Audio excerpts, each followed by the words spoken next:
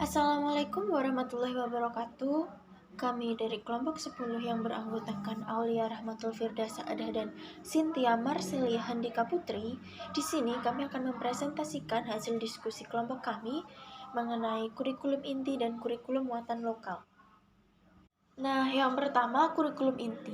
Teman-teman di sini udah ada yang tahu belum apa kurikulum inti?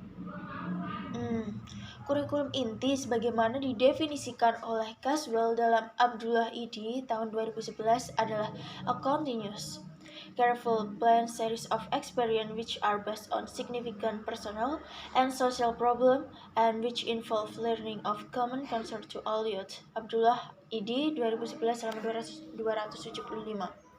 Itu memiliki arti terus-menerus, direncanakan dengan hati-hati dari serangkaian pengalaman yang didasarkan pada masalah pribadi dan sosial yang penting dan yang melibatkan belajar dari keprihatinan umum untuk semua pemuda.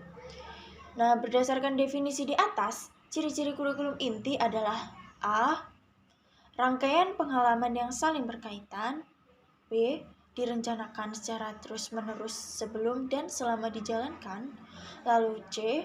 Berdasarkan pada masalah, dan yang terakhir diperuntukkan bagi semua siswa.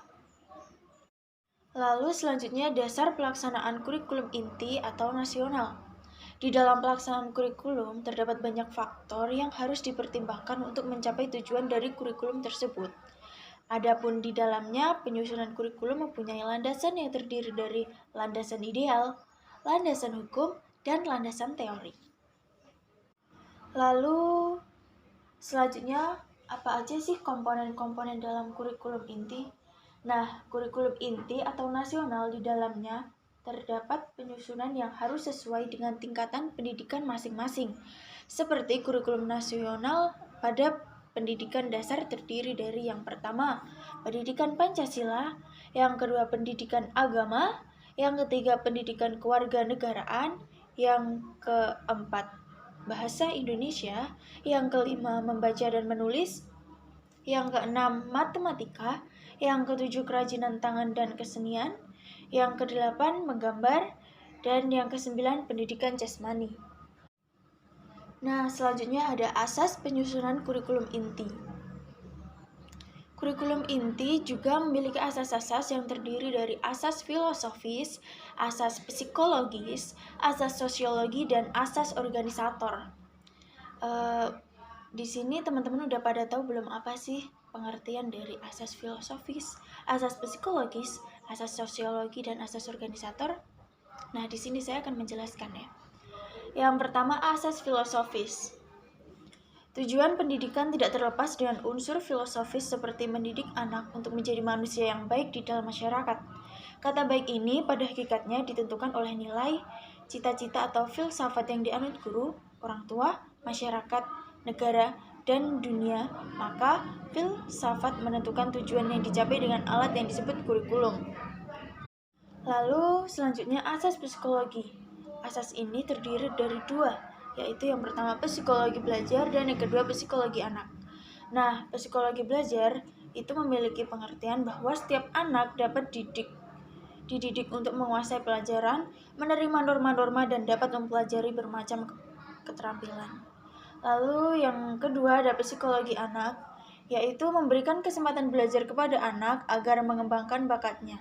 Karena sudah sewajarnya jika anak sendiri yang menjadi faktor dalam pembinaan kurikulum yang tak dapat diabaikan. Lalu yang terakhir ada asas sosiologi atau asas masyarakat. Anak itu hidup seorang diri, namun senantiasa hidup di dalam suatu masyarakat. Di situ ia harus memenuhi tugas sebagai anak maupun sebagai orang dewasa dengan penuh tanggung jawab. Anak menerima jasa dari masyarakat dan dia juga harus menyumbang baktinya kepada masyarakat. Karena itu, maka jika kita hidup di masyarakat, masyarakat pun harus dijadikan sebagai faktor yang harus dipertimbangkan dalam pembinaan kurikulum. Lalu selanjutnya ada asas organisatoris. Asas organisatoris adalah asas yang membahas tentang bentuk penyajian bahan pelajaran, seperti tidak mengadakan batas-batas di antara berbagai mata pelajaran. Sesuai dengan keberadaannya, kurikulum inti atau nasional ini diaplikasikan pada semua jenis menurut jenjangnya. Misalnya di SD atau MI, atau SMP atau MTS, di SMA atau MA, dan lain-lain sejak dari Sabang sampai Merauke, sekolah di kota maupun di desa itu sama bentuknya, yang bertujuan untuk mencapai tujuan pendidikan nasional Indonesia. Nah, selanjutnya materi yang kedua adalah kurikulum mulok atau muatan lokal. Dalam hal ini, beragam pandangan telah dikemukakan sejumlah pakar. Namun, dalam bagian ini hanya akan dikemukakan beberapa definisi yang telah diajukan. Tirta Raharja dan Lasula, sebagaimana dikutip Lim Wasliman, mengungkapkan bahwa kurikulum muatan lokal adalah suatu program pendidikan yang isi dan media dan strategi penyampaiannya dikaitkan dengan lingkungan alam, lingkungan sosial, dan lingkungan budaya serta kebutuhan daerah. Yang dimaksud dengan isi adalah materi pelajaran yang dipilih dan lingkungan dan dijadikan program untuk dipelajari oleh murid di bawah bimbingan guru guna mencapai tujuan muatan lokal. Lalu tujuan kurikulum muatan lokal menurut Muhaimin, pengembangan kurikulum muatan lokal di sekolah bertujuan untuk mengembangkan potensi daerah sebagai bagian dari upaya peningkatan mutu pendidikan di sekolah atau madrasah, serta mengembangkan potensi dan keunggulan kompetitif. Dengan kurikulum ini diharapkan siswa di madrasah tidak tercabut dari budaya, tradisi, dan karakteristik masyarakat yang mengitarinya. Lalu selanjutnya fungsi muatan lokal dalam kurikulum. Yang pertama ada fungsi penyesuaian. Sekolah berada dalam lingkungan masyarakat. Karena itu, program-program sekolah harus disesuaikan dengan lingkungan. Demikian pula pribadi-pribadi yang ada dalam sekolah hidup dalam lingkungan. Sehingga perlu diupayakan agar pribadi dapat menyesuaikan diri dan akrab dengan lingkungannya. Lalu yang kedua ada fungsi integrasi. Murid merupakan bagian integral dari masyarakat. Karena itu, muatan lokal harus merupakan program pendidikan yang berfungsi untuk mendidik pribadi-pribadi yang akan memberikan sumbangan kepada masyarakat atau berfungsi untuk membentuk dan mengintegrasikan pribadi kepada masyarakat. Lalu yang ketiga ada fungsi perbedaan. Pengakuan atas perbedaan berarti pula memberi kesempatan bagi pribadi untuk memilih apa yang diinginkannya. Karena itu, muatan lokal harus merupakan program pendidikan yang bersifat luas, yang dapat memberikan pelayanan terhadap perbedaan minat dan kemampuan murid. Ini tidak berarti mendidik pribadi menjadi orang yang individualistik, tetapi muatan lokal harus dapat berfungsi mendorong pribadi ke arah kemajuan sosialnya dalam masyarakat.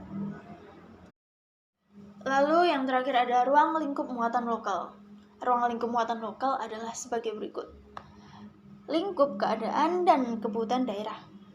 Keadaan daerah adalah segala sesuatu yang terdapat di daerah tertentu yang pada dasarnya berkaitan dengan lingkungan alam, lingkungan sosial ekonomi, dan lingkungan sosial budaya. Kebutuhan daerah adalah segala sesuatu yang diperlukan oleh masyarakat di suatu daerah.